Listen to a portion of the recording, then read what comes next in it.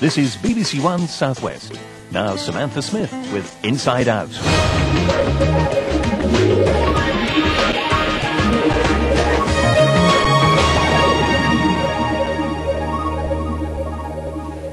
Fresh coastal air has long been thought of as a cure for all ills, especially breathing problems. So you might be surprised to learn that even here in the southwest there are places where asthma is a real problem. Russell Labby's been investigating one revolutionary therapy in the most unlikely of locations.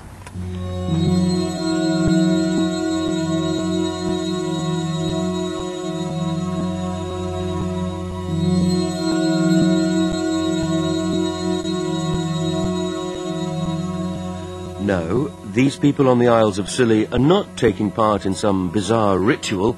They're learning the controversial Buteyko technique for treating a condition that affects more than 5 million people in Britain, asthma.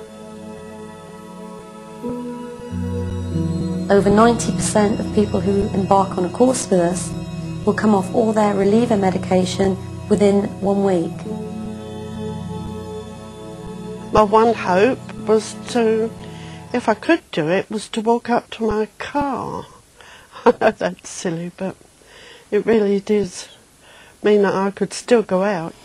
The medical establishment is yet to be convinced about Buteyko. Asthma is on the increase. Britain has the 4th highest rates in the world. It costs the NHS £850 million a year.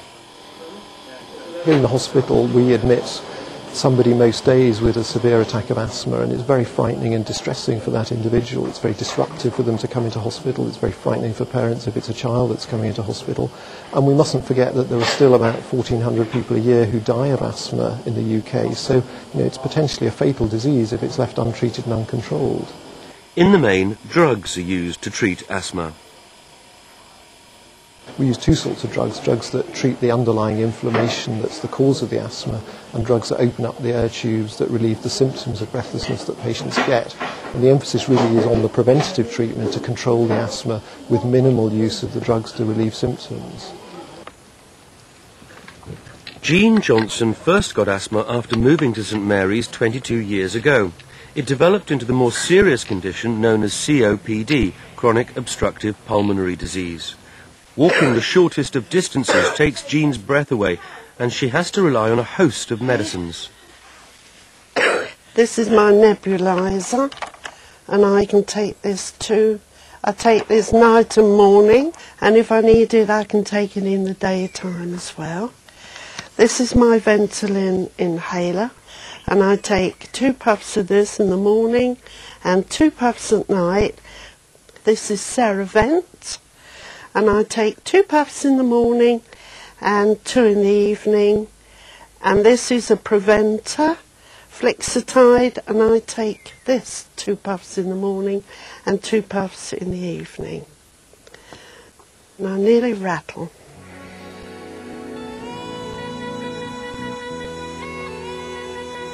Jean's hoping the Buteyko course will get her off some of those medicines and allow her to take advantage of this wonderful landscape. Believe it or not, despite their mild climate and clean air, the Isles of Scilly actually have a higher rate of asthma than the UK average. No one really knows why. Well, I think there's 2 possibilities. One, in the West Country we do have a lot of damp weather and damp conditions, and that may create a condition, perhaps more mould in the home. Another thing is that, particularly in the Isles of Scilly, we have a burgeoning flower industry, and these are narcissi, and they have a strong scent and quite a strong pollen, and this may be a contributory factor. Russia's Dr. Konstantin Buteyko developed his method in the 1950s after observing breathing patterns of terminally ill patients. For the next 30 years he struggled to gain acceptance, but his method is now the first line of treatment for asthma patients within Russia's NHS. What are its main principles? Firstly, breathing through your nose all the time. No matter what you're doing, any time of the day, you need to learn to breathe through your nose. And the other part of it is that you reduce the volume of air that you have been breathing. And most asthmatics, average asthmatics, would breathe on average about 3 times more air than they should at rest. And when someone is breathing a normal, healthy amount, they don't have asthma.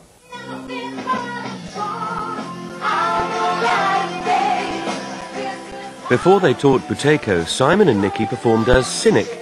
Nikki once suffered badly with asthma, but after perfecting the Buteyko technique, she gave up her inhalers and was able to breathe solely through her nose, even when singing in smoke-filled venues. Being a professional singer, I had problems with hoarseness, and the specialist basically said to me that the steroid inhalers that I was using were causing the problems with the hoarseness. So I was given an ultimatum, which was either give up singing or give up my inhalers, and there was no way I was going to give up singing. Every time you breathe in, that breath comes up to the same point and falls away. When you breathe in again, that breath comes up to the same point and falls away. Each breath in is exactly the same size. You know, nasal breathing is perhaps underplayed. I think if you breathe through your nose, you must be filtering the air better than breathing through your mouth. So you must be taking on a lower load of whatever the triggers are for your asthma. Sounds obvious, doesn't it? Breathe less and through your nose. But it takes a 5-day course costing £300 and a further month or two of practice to break the breathing habits of a lifetime. It could, so they claim, benefit all of us. Most of the course participants have asthma, but not all. Liz is hoping for relief from acute claustrophobia. Toby hopes it might help with his snoring and sinusitis. But it's patients like Jean who present Buteyko with its greatest challenge. It's halfway through the course. How's she doing?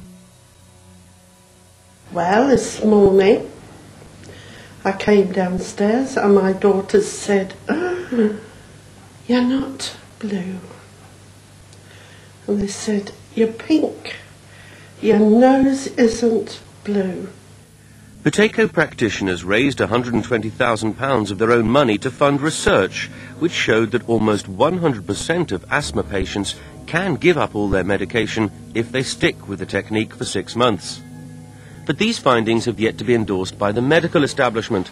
Although Buteyko is gaining some ground within the NHS, experts like Dr. Halpin remain cautious.